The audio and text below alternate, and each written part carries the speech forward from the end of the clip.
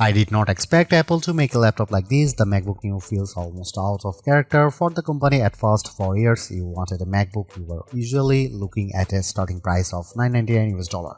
Sure, older models like the MacBook Air M1 could fall to around $699 US on sale, but that was still far above what most budget buyers were shopping for.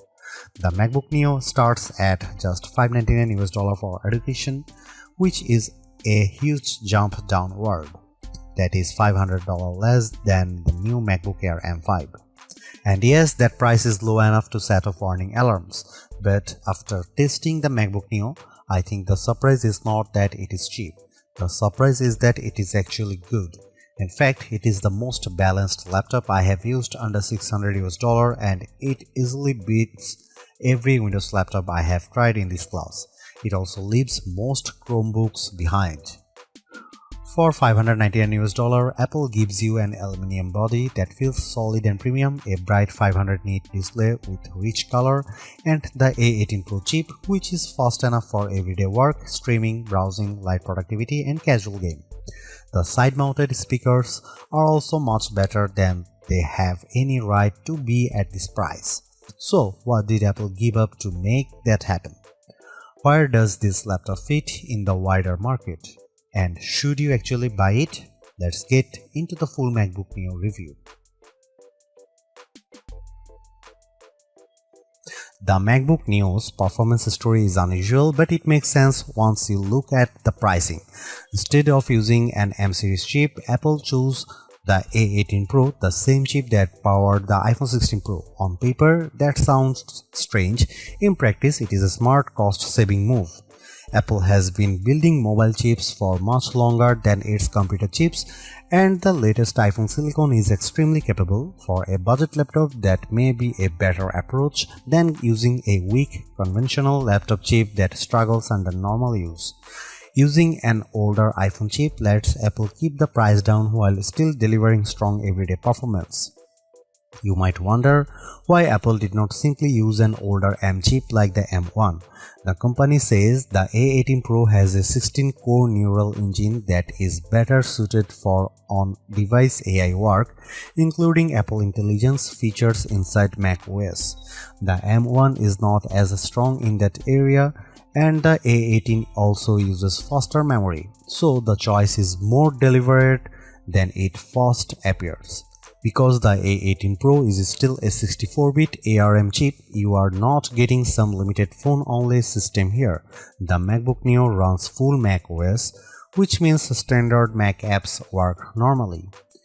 And that matters. This is not a lockdown machine like many Chromebooks, which are limited to a narrower set of apps, or Windows 11s laptops, which are restricted in annoying ways and often push you toward Microsoft Store downloads and Edge browsing.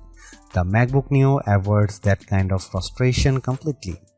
For everyday use, the experience is very good. macOS runs smoothly enough, and while it is not as fast as a MacBook Pro, it is still impressive for a machine this affordable.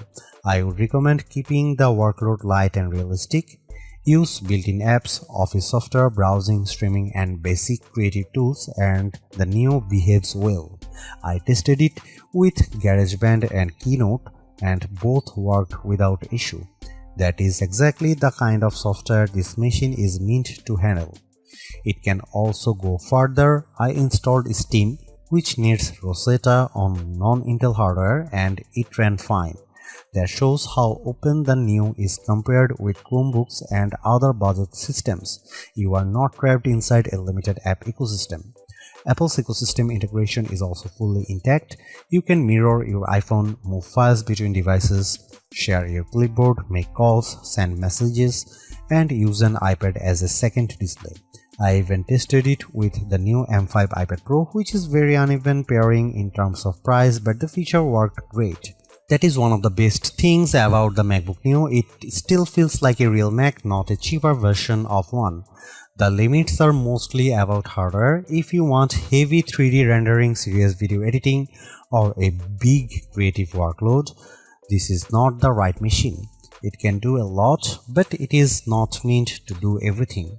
The 8 GB of unified memory is the biggest technical concern. Unified memory is shared across the system and graphics, so once you start opening multiple apps or using more demanding workloads, it fills up quickly.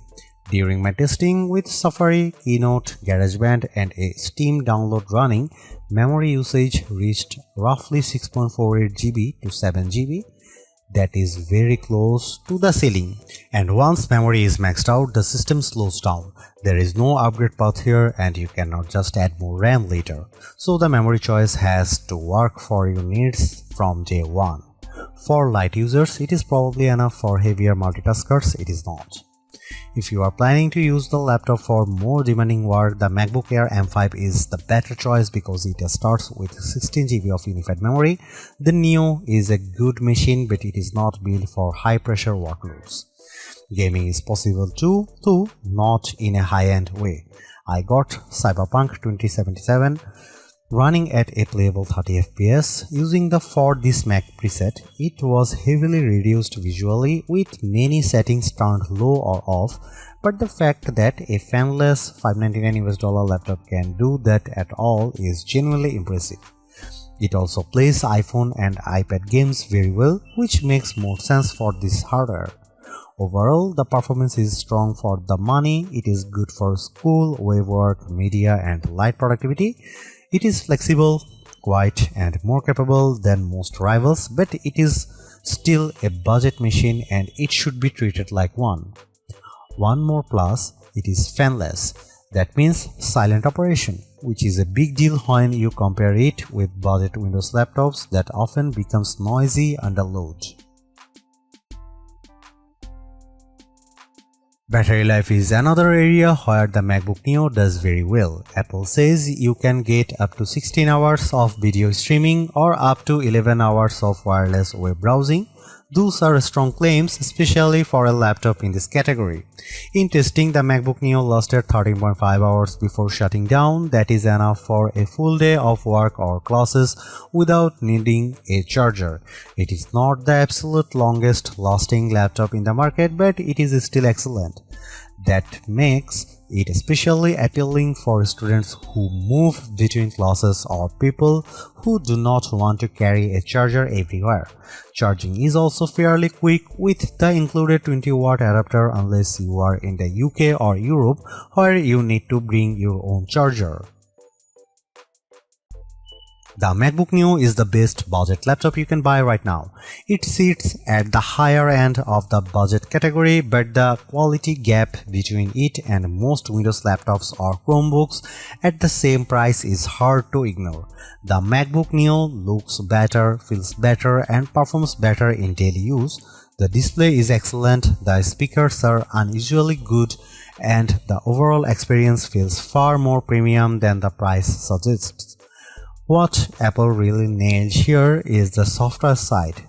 This is not a watered-down Mac experience. You still get full Mac OS, broad app support, and the normal Apple ecosystem features that makes MacBooks so useful in the first place. Yes, there are compromises. The memory is limited, the keyboard has no backlight, and the USB-C setup is odd. But those trade-offs are easier to accept when the rest of the machine is this well executed. In the end, the MacBook Neo is exactly what a budget MacBook should be. Simple, capable, polished, and worth the money.